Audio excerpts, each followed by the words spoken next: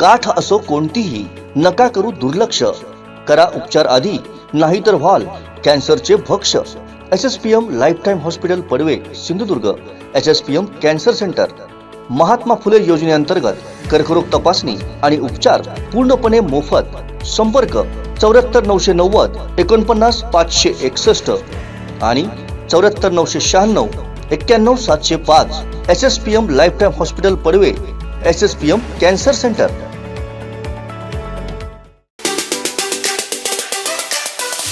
सर्वोच्च न्यायालयाने महाराष्ट्राच्या संदर्भात आज जो निकाल दिलेला आहे, या निकालाबद्दल आम्ही पूर्ण समाधान व्यक्त करतो आणि निश्चितपणे गिरीश भाऊ या वर, लोकशाहीमध्ये लोकशाहीचा आणि लोकमताचा आज पूर्णपणे विजय झालेला आहे असं या निमित्ताने मी नमूद करू इच्छितो.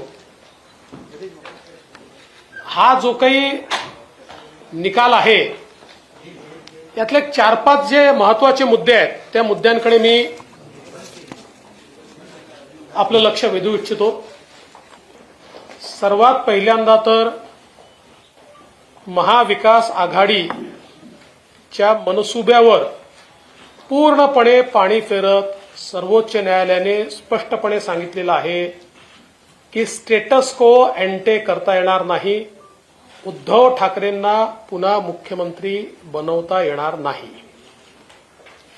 दुसरं, त्यांनी अतिशय स्पष्टपणे हे सांगितलेलं आहे की डिस्क्वालिफिकेशनच्या ज्या पिटिशन्स आहेत या संदर्भातला सगळा अधिकार हा स्पीकरचा आहे आणि त्यामुळे स्पीकर हे डिस्क्वालिफिकेशनच्या पिटिशनवर सुनावणी घेतील. आणि त्यात त्यांनी जे ऑब्झर्वेशन केलं ते अत्यंत महत्वाचं आहे. There are no extraordinary circumstances in the instant case that warrant the exercise of jurisdiction by this court to adjudicate disqualification petition. The speaker must decide the disqualification petition. त्यामुळे याच्यामध्ये कुठलाही एक्स्ट्रॉर्डिनरी सिच्युएशन नाही. त्यामुळे supreme कोर्टाने याच्यामध्ये हस्तक्षेप करण्याला नकार दिलाय आणि ते स्पीकरचे अधिकार हे स्पीकरलाच दिलेले आहेत. दुसरं, हे सगळं डिस्क्वालिफिकेशनचे पिटिशन सुरू असताना ज्यांच्या विरुद्ध पिटिशन सुरू आहेत अशा आमदारांचे सगळे अधिकार हे पूर्णपणे त्यांना आहेत असं देखील अतिशय स्पष्टपणे म्हटलेलं आहे. किंवा त्यांना right to participate in house regardless of pendency of any petition of their disqualification. आणि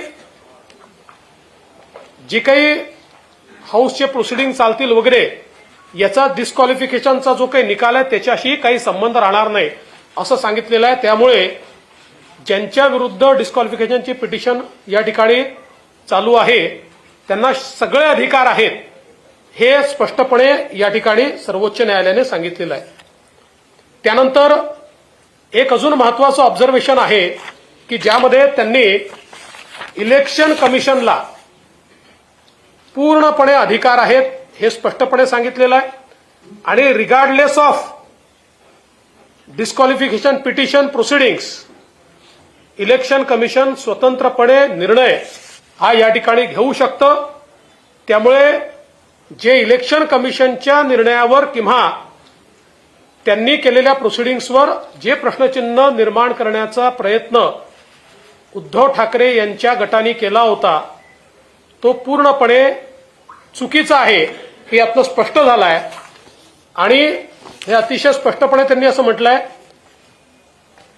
की the speaker and the ECI are empowered to concurrently adjudicate on the petitions before them under 10th schedule and under paragraph 15 of the symbols order respectively.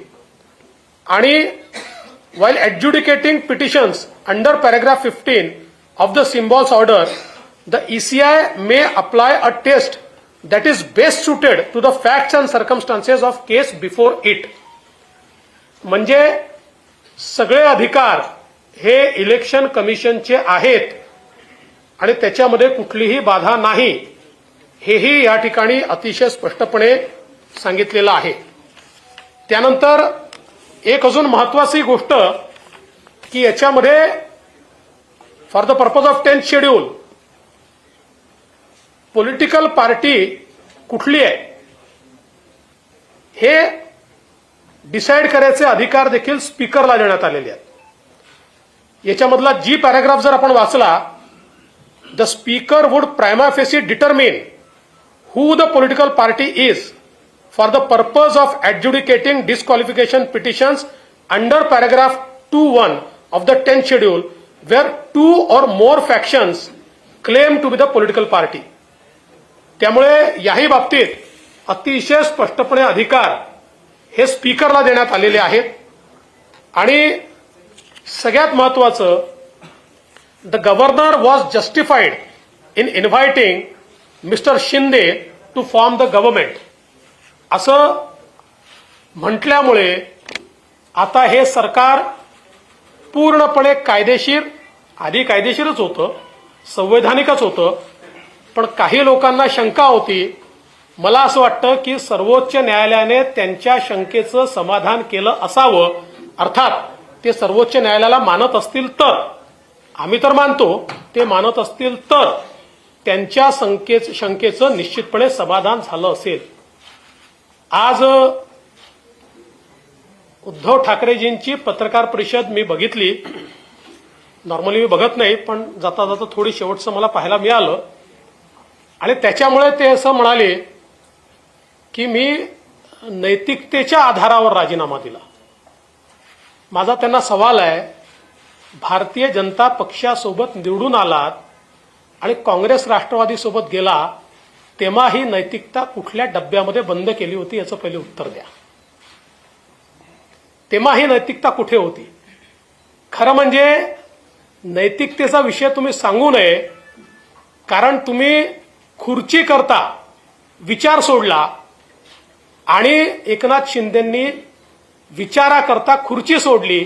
ते सत्तेमध्ये होते आणि ते विरोधी पक्षासोबत आमच्यासोबत आले.